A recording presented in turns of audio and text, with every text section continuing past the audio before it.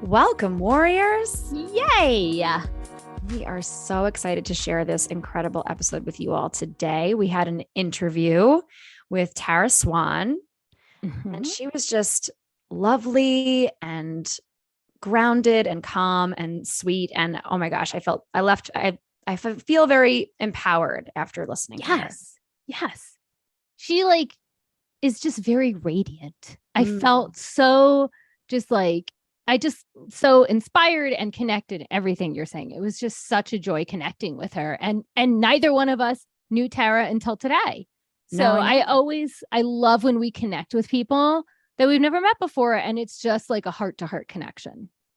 totally. Yeah. She reached out to us on Instagram. Right. So warriors who are on Instagram with us, if you have a story to share, right, this is just a plug for reaching out because now we have an extra warrior in our family, right? Yeah. Who we never would have spoken to. And she's from Australia. So we are 3 different time zones Yeah. connecting about anxiety. So it was so special. And before Abby jumps into her recap, as we know she always does, let me let you all know a little bit about who Tara is.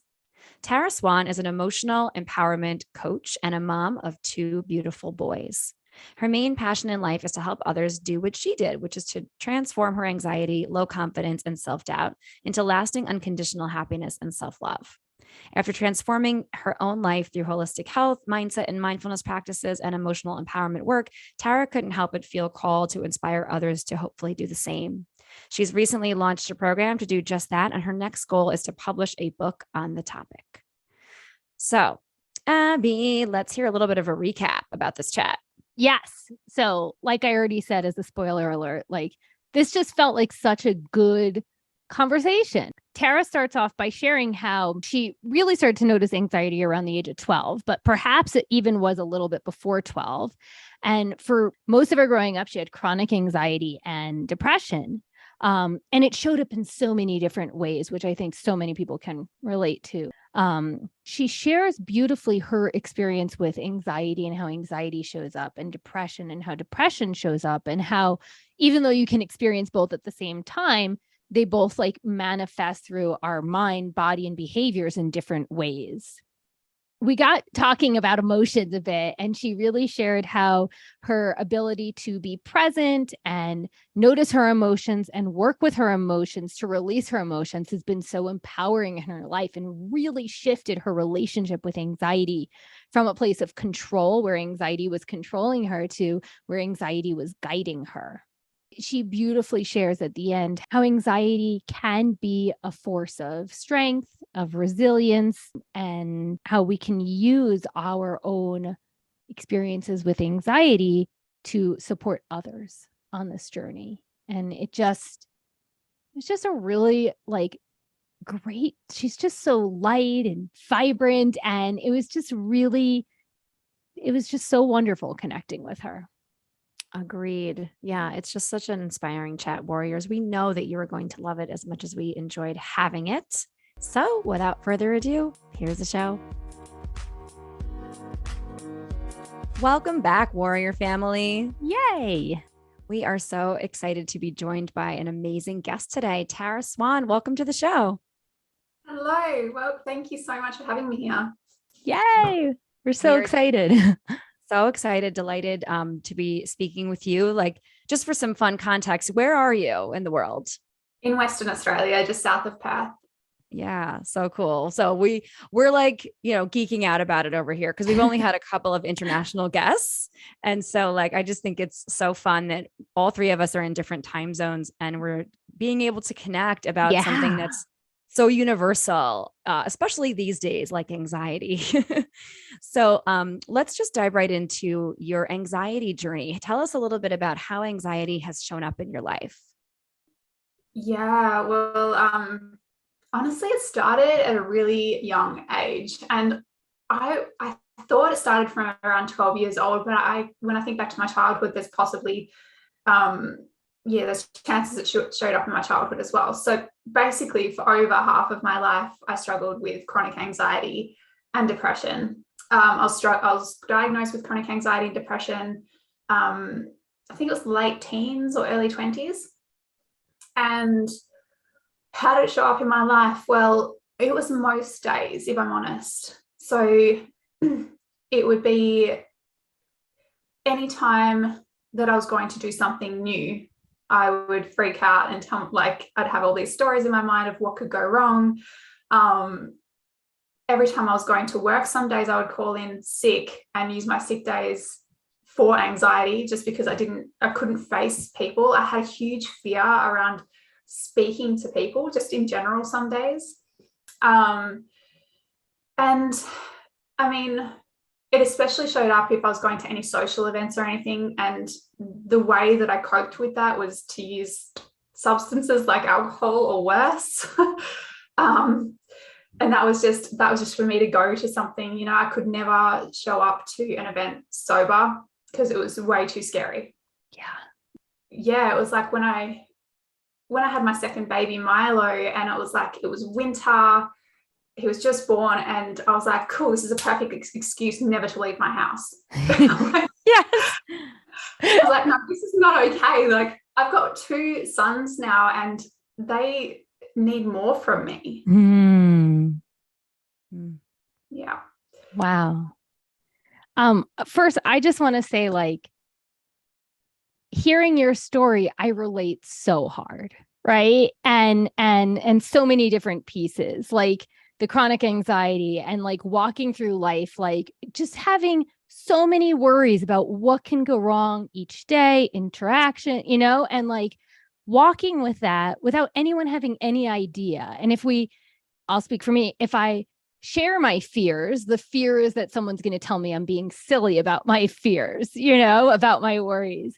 And then, you know, just sharing about like how the social events, you know, to even go, you have to grab a substance. And oh my gosh, college, like so overwhelming, you know, I totally relate to all of that. And so I have like a few different questions. But the first is, I'm just curious because you're in Australia, it's a different country than America, you know, growing up, what was it like in the mental health world then, and how has it changed, or is it the same now? Well, I mean, I didn't really know, I guess, what was going on and why I was so fearful until I was diagnosed with anxiety. And I mean, I guess it wasn't really spoken about as much. It's so widely spoken about now, especially on social media, which is awesome. I'm so glad people are talking about it because it's shown up more and more as the years gone on, right? But yeah, I guess that kind of answers your question. I definitely I had thoughts of like, what's wrong with me? I'm crazy. You know, why am I the only one that has this? And it wasn't really spoken about. So I definitely felt pretty alone in my journey. Yeah. Mm-hmm. Yeah. I mean, the moment you said I had thoughts of what's wrong with me, like some tears came in my eyes, because that was a narrative I had so much of my life. And I would always say it to my best friend because she just seemed to handle things so much more smoothly than me. Right. And so it's like, what's wrong with me? And right, when we can talk about stuff like anxiety and depression, it just normalizes it so people don't think there's so much wrong with them. Yeah, that's so true. Yeah. So the other question I have, because you shared about anxiety and depression, and they're kind of buddies, but they're also different, right? Will you just share a little bit about, I guess, just living with both? Because I think that when people don't experience anxiety or don't experience depression, they think of it as like worriedness and sadness, right? But there's so much more to both of them than those like easy, you know, emotions to express them with, you know? And so if you could share just a little bit more about the anxiety and the depression. Yeah, definitely. I think, like you said, sadness. See, to me now, knowing more about emotions, I think sadness is a really beautiful emotion. Being sad doesn't mean you're depressed, and sadness can be channeled in so many beautiful, creative ways. And it's really beautiful to actually feel sadness and express that. Depression. So anxiety to me is like worrying about something that's going to happen in the future, or like if you're going to something, you're worried, you're thinking about all the worst case scenarios, you're really panicked about it, or you're like stressed about something that's happened in the past and you're constantly overthinking it. But you still go to those things sometimes, not all the time. Depression for me was like literally, I don't want to get out of bed. I don't even want to face the day. I don't want to do anything. I don't care. Yeah. I don't care about anything. Yeah. Yeah. And it was not sadness. It was like literally like I just don't want to face the world at all. Right. And what I heard in that is like, right, with anxiety, sometimes we care too much, right? It's like, oh, if I don't go to this event, you know, what are the people going to think and how are they going to feel, right? Like we're caring about how, right? And so to have that duality in a sense of like caring too much, but then also it's like, I don't even want to get out of bed. I don't care, right? There's so much energy in the body that's happening or wanting to be depressed. That was beautiful. Thank you so much for explaining your experience with both, because I just feel like those explanations help so many people understand it more rather than just like these words we put with it or like what we assume everyone's experience is. Mm-hmm. Yeah, that's right. Yeah, I guess it probably shows up differently for everyone as well, for different people. And it was really strange living with both, because you're right, like anxiety is you almost do care too much and you're like so panicked about what other people are going to think of you and whether you're going to be looking stupid or like, oh gosh, there's so many things. But then the other end of the scale is, and I guess maybe it's got to do with the hormones as well in your body. Like when you're anxious and stressed, you've got this huge release. And it's like you're almost hyper vigilant, hyper like, I don't know, shaken, panicked. And then it drops because you've had this huge spike. It drops and you're like almost it just, no energy, nothing. I don't want to face anything. Right. Yeah. Wow. I mean, when you described how you define sadness as beautiful, I was just covered in chills because I think about that all the time. I feel like sadness gets such a bad rap, right? Tears and allowing the release, right? Tears, like laughter, is a release. It's so important for our well-being, our mental health, right? To not hold it all the time, which I feel like a lot of us with anxiety and maybe with depression as well, right? We feel like we're constantly having to hold and squeeze onto it. Don't share, don't release, don't let go. And when in reality, typically most people wind up feeling so much better, even momentarily, right? Even just temporarily, after allowing yourself to feel the sadness or whatever it is that you're experiencing. And I just really quickly, I want to go back to what you said about anxiety at work, because that was like, oh my, just the, I don't want to go to work because I have anxiety. I just felt like, oh my God, that was so me for so many years. Like it still crops up every once in a while, but I kind of forgot about that part of my own anxiety journey. So like, I don't know if I'm grateful that you brought it up or if I'm like, damn, now I need to think about that and like get back into my, and just like sit with it. But like, I do appreciate remembering like, oh yeah, remember all those years that like you wanted to call in sick to work so badly because you had anxiety or whatever. And like, I just could so relate super hard to that part. So I didn't want to continue before acknowledging that relatable piece. And to thank you to you for reminding me of that own anxiety in my own life. I do want to just say, every time we connect with guests, right, there's always something and I can relate where sometimes I'm like, oh my gosh, I used to have that type of anxiety too, right? Or sometimes when we're talking, I'm like, oh, I don't have that anxiety, but now I'm going to start having it, right? And so I can relate to your experience, Margot. Like sometimes I'm like, oh wow, I've let that part of me go in my anxious life. And then there's other times where I'm like, oh, this side of my anxiety is just getting worse and worse and worse. Like, so yeah, that's why it's an active practice, people. Not something we overcome forever, right? Okay. So Tara, talk to us a little bit about how anxiety manifests itself in you physically. Like, how does it show up in your body, in your mind, in your behaviors, things like that? Yeah. Oh, where do I start? So many ways. So it was, well, I guess I was very much in my head. So like so many thoughts of fear and like the stories I would tell myself. But then Like if I was ever put sort of out of my comfort zone or was going to social events, sometimes I couldn't even walk in the door. Like I would just have this huge wave of panic and anxiety come over me, and I would be so tense and like shallow breathing, and almost everything was sort of dizzy in a like or fuzzy, like I couldn't see properly. So in those big attacks, that's what it was like for me. I had to go and sit, and I had to go and cry, and I had to go and like just be by myself. People couldn't try and console me because I was like, just don't touch me, just like get away from me.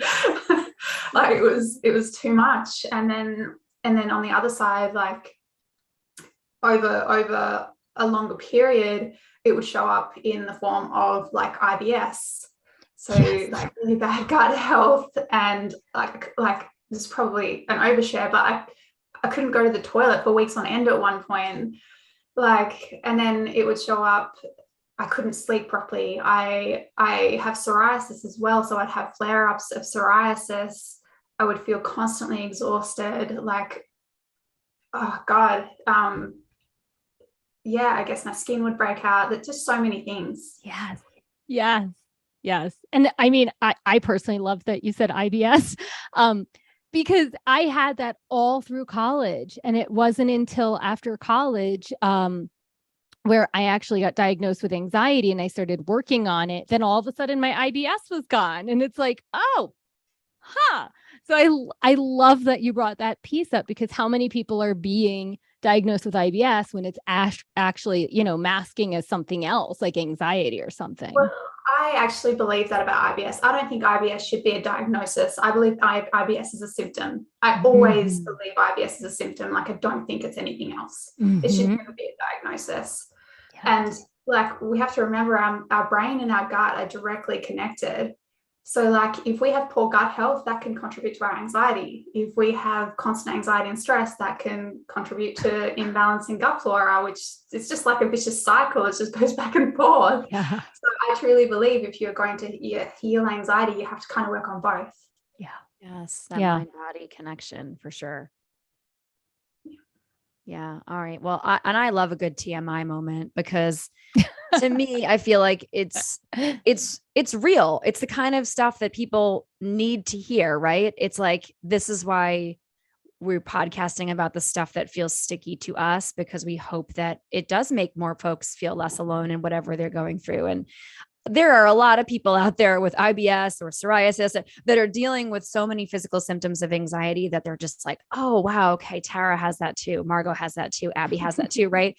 And so like any moments of normalizing physical symptoms, right, that can be related to things that are happening with us in our emotional body and how we're feeling. I think it's always important to pay attention to those things. So I thank you for sharing it. Okay.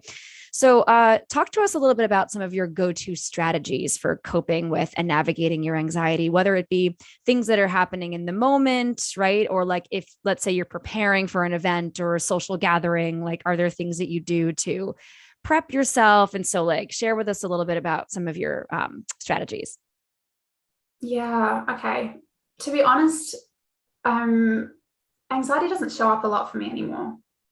I've done so much healing around it, and I'm really fortunate that like maybe I experience it once or twice per year now. And in those times I just know how to handle it and know how to pull myself out of it so much easier than what I used to. Like you used to just create a whirlwind in my mind and I could not pull myself out of it. But now like it hardly shows up, and I'm really thankful for that. And I'm thankful for myself and committing to my work to heal that. And to be honest, the biggest thing that helped that was releasing emotions. I do believe anxiety is, well, two things. Anxiety is showing us that we're misaligned in some way from our truth, from who we really are at a deep level. So I think anxiety is guiding us.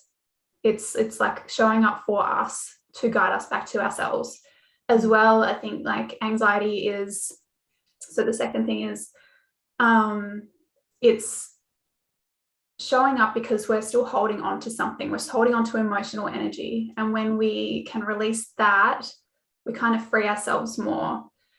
So yeah, anxiety is like stressed about something that could happen in the future, or worried about something that's happened in the past. But truthfully, you're only stressed about something that could happen in the future because you're still holding on to something that could happen in the past, that happened in the past, I should say. Not all the time, but like, to me, my biggest transformation took place in releasing emotions from my past. But it really is like a holistic approach. Everything is connected. So it's in your daily practices to really release yourself from it long term. For me anyway, it worked in my daily practices, like making sure I was nourishing my body, like we said before, the gut and the mind are connected. Meditating and making sure I was taking deep breaths throughout the day. So, and if I was ever to enter a situation that was kind of stressful, I could neutralize my emotions. So I could feel out the emotion before entering a situation, but I also just taking deep breaths and getting out of my mind and into my body. So dropping the stories that I was telling myself about all the things that could go wrong. Yeah.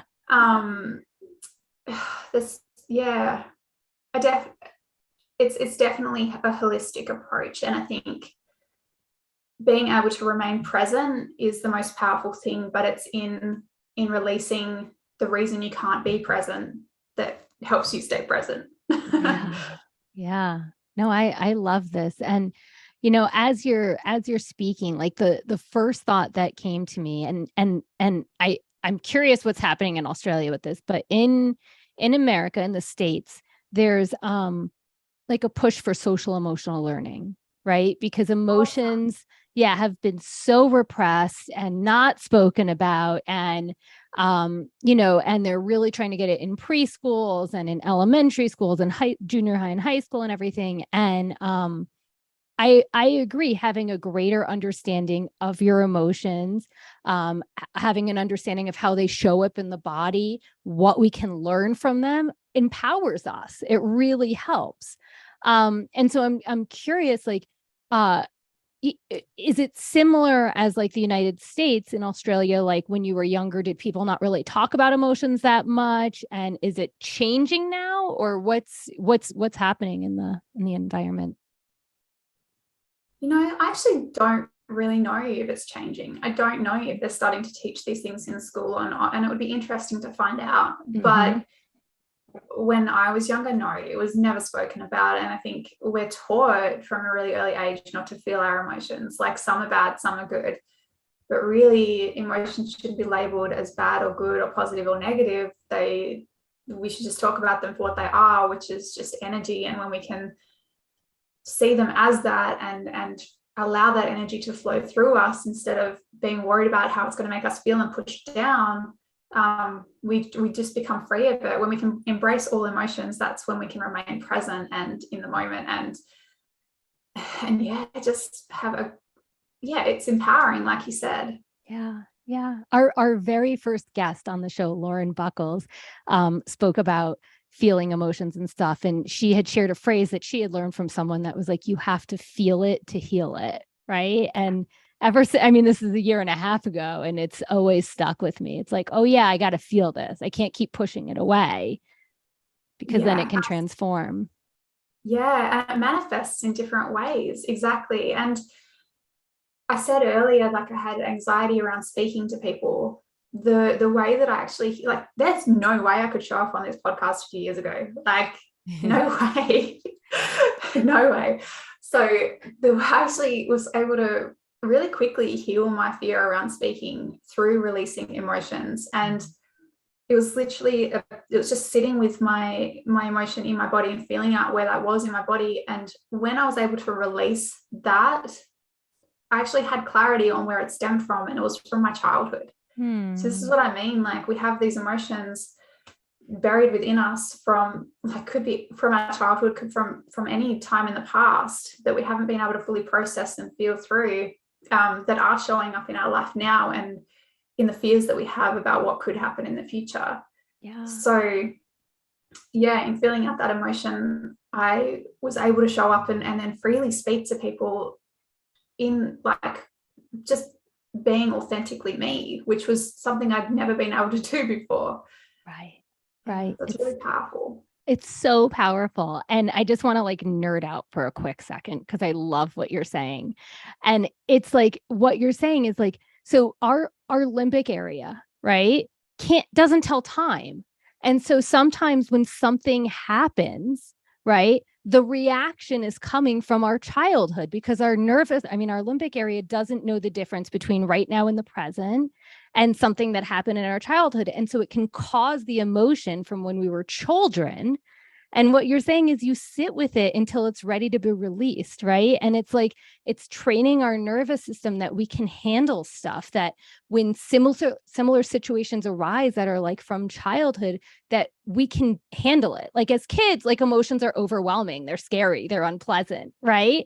But as adults, we can remind ourselves, okay, I can handle this, I got this. And so sitting in that discomfort, you're able to release it. And you're right, it's just so powerful. I love it.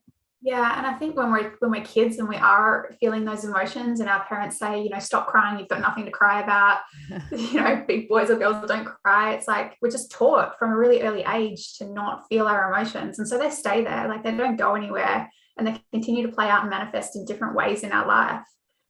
I just want to acknowledge too that you said something, it was sort of more towards the beginning of the answer, which was that anxiety is guiding us and showing up for us. And I love that reframe. And it's something that served me a lot over the years, because I like to think of my anxiety as a teacher to a certain extent, right? She shows up when I need to go deeper in something else, some other aspect of my life, or some other aspect of this moment, or I need to take a pause and reflect on what's actually going on here right now. And so I just love the reframe of like, people always, anxiety is bad, we should want to get rid of it, right? Let it go. And does it feel good? No, not all the time, right? Do I wish it would go away like that? Poof. Of course, I would love for that to happen. That's not my reality, right?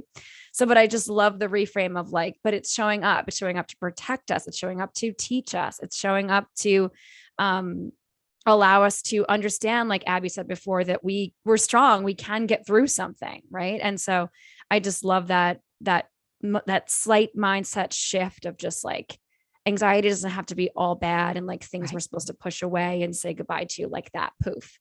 It's like, we can actually just like embrace this feeling and say, I'm strong. I can move through this. I can practice moving through it, and I'm not alone in it. And I can, find my people and resources and things that are going to help me to keep feeling it, to heal it. Yeah. Right? Thank you, Lauren, for that easy phrase. Shout out. And then to you, of course, for sharing that beautiful answer. So how would you describe your relationship to your anxiety these days? If you had to like sum it up in a sentence or two, like how would you describe it?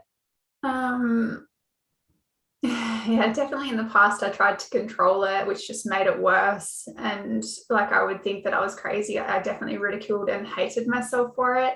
Now I've befriended it.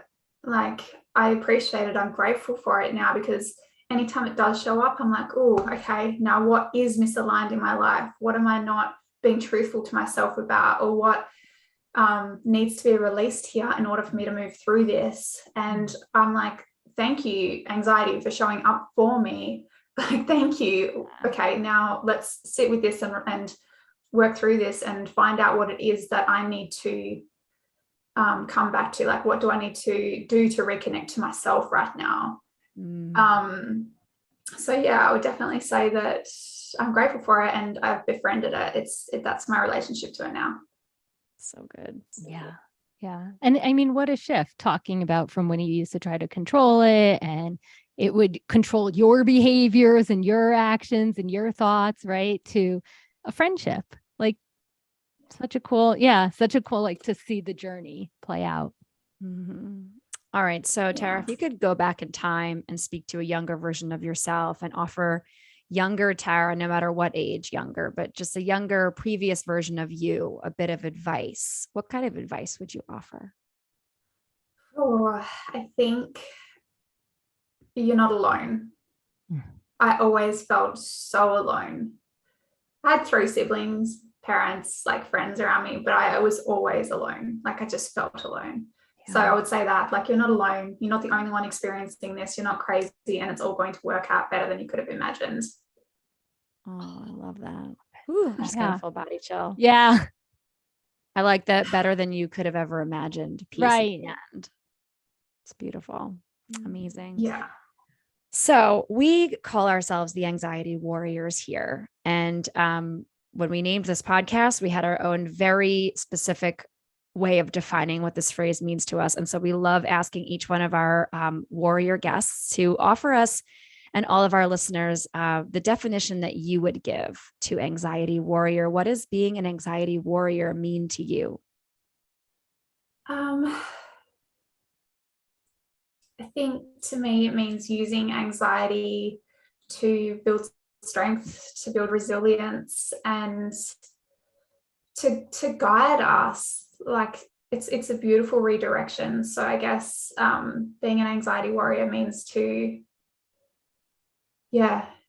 use it to our advantage, but also teach others how to do the same. Yeah. I'd love to know what yours is. What's your definition of it? Oh, y'all are just going to have to go back to episode 1 of our podcast. I think mine changes a lot. I collect what people say along the way. Yes, that's true. But I love that you keep using this word guide, right? Like what, like, it's just like, so my mind, I think in pictures a lot. I think in like images, right? And so I have like an image of anxiety, and, I have an image of anxiety like being controlling, or an image of anxiety like, pushing me into awkward situations and then making me feel, ridiculous, whatever it is. But like the idea of like anxiety, like extending their hand and being like, let me guide you, like I love this word. It brings up so many different visuals in my mind of how you can have this other relationship where anxiety guides you, not teaches you. You're not befriending it. Those are all things too. But as a guide, like it just, that word is really sticking with me. Yeah, I mean, I'll give you the abbreviated version of what I've said. And I totally agree with Abby that like every time we speak to someone new, I'm like, yeah, I'm going to add that to my list of what that means to me. But it's a lot of what you had shared, Tara, which is that to me, my anxiety has a name. Her name is Bertha, and she's the personified anxious version of Margot. And so she's like the best and the worst of me and the middle of me all at once. And without love for her, which is really just love for myself, I have nothing, right? I have to love all the things about me. And then it really includes my anxiety. And so as a warrior, it means that I'm going to keep showing up. I'm never going to not show up with love and curiosity and an open heart for myself and hopefully my community. And I like what you said too. It's like, it's not just about you. It's about how you can share it with others. And I think that's a big part of how we see it also, being a warrior for everyone. We help ourselves. We feel it to heal it within ourselves so that we can be more for others and help others so they don't feel so alone and question what's wrong with them. It's like, nothing, I've been there. I still feel it. Like we're in this together, and I totally agree. Like part of it is feeling it for ourselves to heal it. And then the other part is like relating to others, being in community with others, giving other people other people's tool, like other people tools. There we go. Like whatever it is. But I think part of being an anxiety warrior is just normalizing the conversation around it. Right. Mm-hmm. So that just everyone knows there's nothing wrong with them. That's beautiful. I love both of those explanations so much. Yeah. And it's about radical self-love, isn't it? Accepting all parts of yourself and accepting where you're at and where you're going. And it's just beautiful. Yeah. Yes, accepting where you're at. Yeah. We did a special holiday episode last year that we released. Was it around New Year's? It was our season 1 finale. Yeah. I think it was December 31st. Yeah. Yeah. And we took all our guests. Don't know if we're doing it again. That was a lot of work, but we took all of our guests' answers to the advice. So the advice that they would give themselves, and then also what it means to be an anxiety warrior. And it was just really beautiful to hear all these different voices, hearing all totally different advice that they would give to themselves, and also what anxiety warrior means to them. And every single guest has experienced anxiety, lives with some form of it, and it was really amazing. And so it's just really it's connecting to hear how we all define it, and how the similarities, but also it's different. That's beautiful. I'm gonna have to go and listen to that. Yeah. Yes, as I was just about to plug it. Go back to episode 40, everyone. Or if you're a new listener, I have, for some reason, I have the number. I don't I'm have impressed. numbers memorized, but I'm almost now. I'm gonna need to double check myself. I'm pretty sure it's 40. I'm gonna commit to saying it's episode 40, which was our holiday episode. All right. So before we hear your win of the week and you share with everyone where they can connect with you, we like to play at the end of every episode. And even though this episode so far, this interview has been so joyful and lighthearted and inspiring, we got to end with some fun, some just like extra lighthearted silliness. So are you ready, Tara, for lightning round? Oh my God. I'm not good. I hate being put on the spot, but yeah. Well, you can take a pause. You can take a breath. You do not need to answer at lightning speed at all. Yeah. We were just about to tell you that. So perfect. Yeah. We're just going to go back and forth, Abby and myself, asking you just a fun get to know Tara type question. Are you ready? Okay. Yes, I'm ready. Yes, you got this. Okay. I'll go first. I got Okay. something. Okay. So, if someone was traveling to Australia and they were like, what's the one thing I can't miss? What would you tell them? What do you think is something super special that people should see? I have not seen enough of Australia myself. It is huge. But the first thing that popped into my mind was swimming with whale sharks off Ningaloo Reef. It was the most amazing experience of my life. Wow. Okay, that sounds cool. That sounds like fistfuls of anxiety, just shark teeth and nope, but amazing. I love it. Yeah. All right. What Abby would totally do that. Wouldn't you? I would do that. And Yeah. I mean, I didn't do anything too daring, but I did go to Australia by myself in 2006. And I hugged a koala at some sanctuary place. And I pet some kangaroos. So that was like the closest I got to like, the Australian animal experience. See, I haven't even done that yet. That's a touristy thing. I mean, yeah. to be fair, it was someone from Australia that took me. I would have never known about it. But a friend of mine was there and he was like, come on, you got to do this. And I was like, all right. Yeah. It's good though. All right. So warriors listening, right? You have to meet some animals if you go to Australia. Yes. Because they also have like some of the most deadly animals. And like they have like the top 10 deadliest animals in Australia. They give you like a whole talk when you first show up. They're like, watch out for the box jellyfish and watch out for, like all of these things. And you're like, oh my gosh, how does anyone leave the house? Yeah. I'm sweating now. I can't. This is taking a turn. Okay. I got to just wash this off. Okay, here we go. Next question. If you were making an entrance on stage somewhere, what would your entrance song be? Oh God, that's a hard question. For some reason, Beyonce pops into my head. I mean, Queen Bee. Yeah. I'm Always not with sure an entrance. I'm not sure what song. No, you don't know which one? There's got to be a standout, no? Oh, now I can't even remember the name of it. What's Just sing it.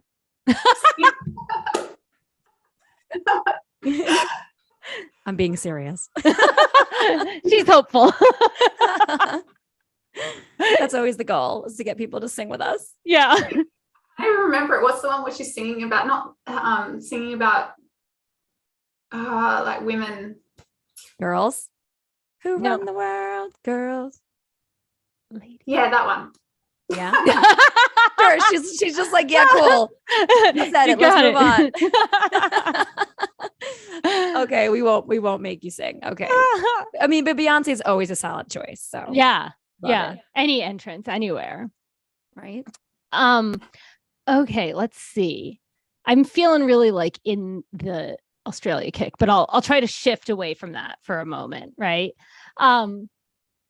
Okay, so what is like a book or a movie that you really enjoyed as a kid, but as an adult you're like, that, like, for me, the book The Giving Tree by Shel Silverstein, I loved as a kid, but reading it as an adult, I'm like, this is a horrible book. Yeah. Right. So like, is there anything that like something you loved as a kid, but in hindsight, you're like, ooh, that's got some problems?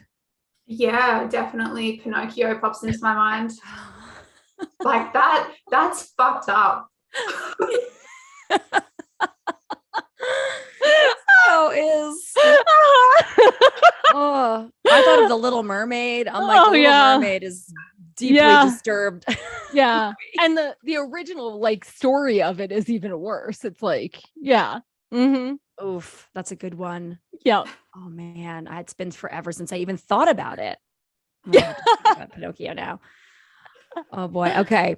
Let's see. A genie appears and offers you 3 wishes. 1 for you, 1 for someone else, and 1 for the world at large. Okay. So 1 for me would be, there's so many things. But a wish for me is just to keep living in alignment, because that's truly where happiness is. That's happiness. That's happiness. A wish for my boys would be that they also get to experience any life that they wish to experience. Because we grow up thinking that we need to live a certain way or be a certain way or follow a certain career path. But I really want them to just connect to themselves and do what feels aligned for them, so that they are happy too. And obviously I wish for me to be able to support them in any path that they wish to take. And then, I think I want to say the same for the collective, like to everyone, just wake up to themselves and connect to themselves and do what feels true and aligned for them and love themselves, because when we can love ourselves, we can love others more, and that would end pretty much like all of the hate in the world. Yes. Beautiful. Yes. So good. Yeah, it would shift everything for real.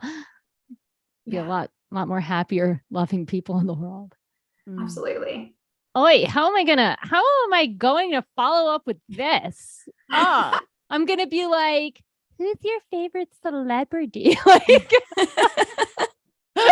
what TV show from the States do you like? Like, no. Ooh, that's a good one. I want to know that answer. All right. Since I piqued your interest, what is some TV show or movie that came from the States? Because like, I got to tell you something so embarrassing. When I traveled to Australia in 2006, I had no idea about like the show Neighbours, right? Which is like a massively huge show in Australia and also at least in England, like in the UK, like everyone knew about Neighbours and they knew about, and I was like, wow, I just feel like the really dumb American because we didn't get that show. So what is like some cool show that has stuck with you that's come from the States? Well, you know what? You're lucky. Like Neighbours is pretty awful. I don't even know what it is. So. Everyone I hung out with is like Neighbours is on. And I was like, okay. A TV show that never, ever gets old is Friends. Yes. That's one of my all-time favorites. So good. Yeah. All right. Ooh, I'm going to end with a Friends question now. You've just planted the seed. I'm going to throw out my old question. Who is your favorite Friends character? Or you can share your favorite episode. Oh, far out. Favorite episode. That's a hard question. I know. And mine. favorite character. Chandler. Yeah. Chandler's funny. It's like has to be. Yeah, I can relate to Monica because I was always like an anxious clean freak. But like definitely Chandler. Yeah. Okay. Nice. Yeah. I mean, what if we said favorite quote? Because my favorite quote from Friends is the pivot. Like, pivot? Like, pivot! That is always, whenever I think of Friends, that is the first thing I always think of is that and the couch. And like, it brings me joy every time I think of it. You know what? I love saying to people, I'm very wisdomous. That's a good one. They're like, it's wise, right? And I'm like, you're like, no, go away. I don't even know. Oh my love it. gosh. So Had we good. known this friends thing, we could have gone down a different way with lightning round. You know, Good stuff. it is what it is. It You know, just we got to happens go where the lightning organically. takes us. Yes. Oh my gosh. So this has been such a joy connecting with you. Before you share with our listeners where they can find you and how they can connect with you if they would like, we like to ask all of our guests to share one thing, big or small, that's happened to them this week or just recently that felt like a win. So do you have a win of the week to share with us? Yeah, I do. Yesterday, I finished the 6th chapter of my book. So I'm writing a book. Ooh. And I've wanted to write a book for like, I don't know how many years, but I've never been able to get into it. And I'm just so proud of myself for staying consistent. So I'm 21,000 words deep. Woo! Wow. Oh my gosh. That is amazing. Yes. Congratulations. It's a lot of effort. Yes. We You gotta can't wait show to up get for our copy yourself. someday. Yeah. Yay, thank you. That is awesome. All right. So share with our listeners how they can connect with you. Yeah, Instagram is definitely the best place. So my Instagram handle is at it's Tara Swann, so ITSTARASWANN. Instagram's definitely the easiest and best place. All right. Thank you so much. It's been such a pleasure getting to connect with you and hearing about your journey. Yes. Yeah, thank you so much. It's been a lot of fun. Awesome. All right. Bye. Bye. Bye. Woo, warriors, this conversation. Mm-hmm. Obsessed with it. I'm always obsessed with all of our conversations, but this one was no different. And in so many ways, I felt like a lot of Tara's story, her journey with anxiety and with dealing with other things too, felt kind of similar to my own. And the same has been true with lots of our guests. And even with all of our differences, we always find those moments of yes, me too. Yeah. And this one, especially in our more recent episodes, I felt the most connected to Tara. I will say that I did with some of our more recent guests. Like I connect with them all in different ways, but I feel like there was something about Tara's story that really felt so in line with my own. Mm-hmm. Truly seeing this go around. Yeah. I am a broken record when I say how special it is when we meet people, right? This is our first time and you just feel so connected with them. Yeah. It's like an unexplainable connection. I just really loved this conversation. Yeah. So I think my first takeaway is just how deeply in touch Tara seems to be with trying to find alignment in her own life and in her own values. Yeah. And it feels like a lot of the work that she's clearly done on herself through daily habits and, routines and practices and releasing emotions, right? And she talked a lot about feelings, which we talked about on the, at the top of the episode. And I just feel like that level of alignment, and you could sort of feel it in listening to her too, right? Yeah. She seems so grounded and safe and confident and comfortable in the skin that she's in. And she even talked about, how she didn't think she could ever be on a podcast like this just a couple of years ago. And I think a lot of us could relate to that, who've come a long way in our own anxiety journey. And I certainly didn't think I would be co-hosting a podcast about anxiety just a couple of years ago. Yeah. So, I just felt like so inspired by how she seems to truly sit in her power. Yeah. And all the work that she's done on herself to be able to still companion who she is, be with her emotions, move through them, but at the end of the day, ultimately release them so she can show up for herself and others. And so I think that's my first major takeaway is just how aligned she seems to be. Yeah. Yeah. And I'm going to just do my takeaway off of what you just said and also based on this idea of alignment. And, when she was talking about this alignment, right? And like knowing who you are and being able to like befriend yourself and everything, like it just made me just think about like, how do we all lose that connection, that alignment, like, shouldn't we just be born with it? Right. And like just how society has done all of these things to disconnect us, to disalign us with ourselves.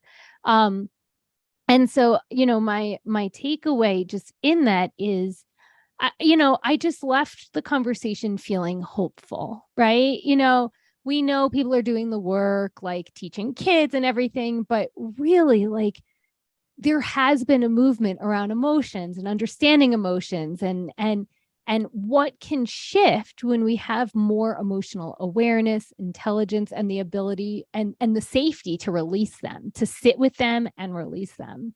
And what kind of connection that gives us to ourselves when we can sit with ourselves, right? Like, so I just, based off of what you just said, and then, our conversation, like, my takeaway is, like, there is a lot of power in being able to sit with yourself and be with the discomfort. Yes. Maybe she's born with it. Maybe it's anxiety. I couldn't stop myself from doing it. No, that's it. I love that you added that on to what I shared. I think that my other big takeaway is just, it still has to do with emotions, because that was just such a huge part of our conversation. Yeah. And it was just that moment early on when she, you had kind of said something like, a lot of folks put depression and anxiety into baskets, right? Like, over here we have depression and it's sadness, and over here we have anxiety and it's this. And so she kind of just like pondered on that for a second and was like, actually, I think sadness is so beautiful. And I just remember at this moment is going to be not just a takeaway right now after re-listening to this episode, but a takeaway that I keep with me going forward, because I do feel a lot of shame personally about my own level of sadness sometimes, about my own level of like fear and worry, right? And freaking out. And so, like, I just love the idea of like, but just like all of our emotions, not only is it okay, but it's beautiful, and it can be a catalyst for, I think she said things like creativity and,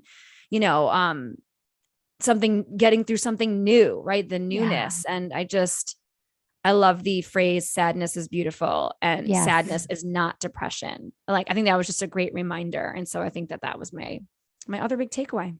Yeah, no, I mean, that definitely totally stuck with me. That talk about sadness, because I think when we feel more unpleasant emotions, right? Anger, rage, sadness, we just want to push them away. And then some of us are practicing sitting with them, but then to find the beauty in them, right? Like, to find the beauty in rage is a huge practice. It's not just being able to sit with it. It's not, and so when she was saying that, I was also thinking of, well, if sadness is beautiful, then all emotions are beautiful. And even though some are unpleasant, can we apply that lens?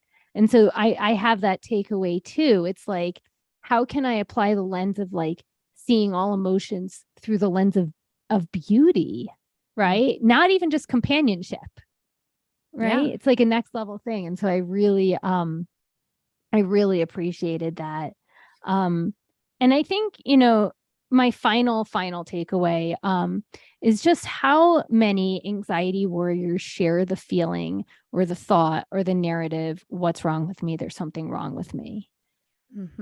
And if there's just a way we can all just remind people, even if they're not telling us about their anxiety stories, right? Like, even if a kid isn't just like, I'm nervous, right?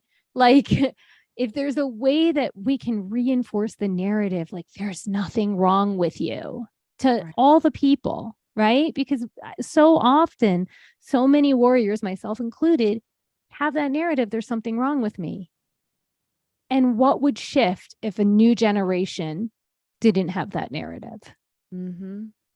I have anxiety. It's uncomfortable. It's unpleasant, but there's nothing wrong with me, So that was like that. My biggest like takeaway is like, we all share this narrative at some point, or so many of us do. I shouldn't say we all. And how can we start reinforcing a new narrative for everybody, so they don't think there's something wrong with them, which makes them feel super isolated and alone in their experience. Yeah. It would just light my heart up just to know that the warriors took a second to think of like, what would shift if I, right? If I stopped blaming myself, who I am, for the things that I feel, right? There's nothing wrong with me because I'm experiencing human things like emotions. So yeah, I just love that as like a last thought. What would shift? And it sounds like, it seems like Tara's doing that work for herself so she could do it for her boys, so she can do it for her community and her clients and, you know, the people that she serves in her work. So, oh, thank you, Tara, so much for being a guest on our show, and warriors for being with us and listening this in every week. We love you so, so much. If you would like to connect with us with anything, for any reason, you can shoot us an email at anxietywarriorspodcast@gmail.com. You can join us over on Instagram at Anxiety Warriors Podcast. That's how Tara found us on IG. So if you're not following us over there yet, definitely hop on and join our fam. Please take 2 seconds and smash that 5-star rating on Apple Podcasts, Spotify, or wherever you get your podcasts. Like and subscribe to our YouTube channel, and head on over to our show notes and check out our Threadless merch shop. We're selling so much cool stuff over there. Grab your swag to support our show in style. Yes. Wear your shirts while you listen to us, you know? Yeah. Hold your coffee mug that says Anxiety Warriors Podcast on it. Yeah. Or maybe it says recovering people pleaser. Or that's right. Love it. Love it. Yes. Well, thank you all so much for going on this journey with us. We are so grateful that we get to do this with you all. Till next time.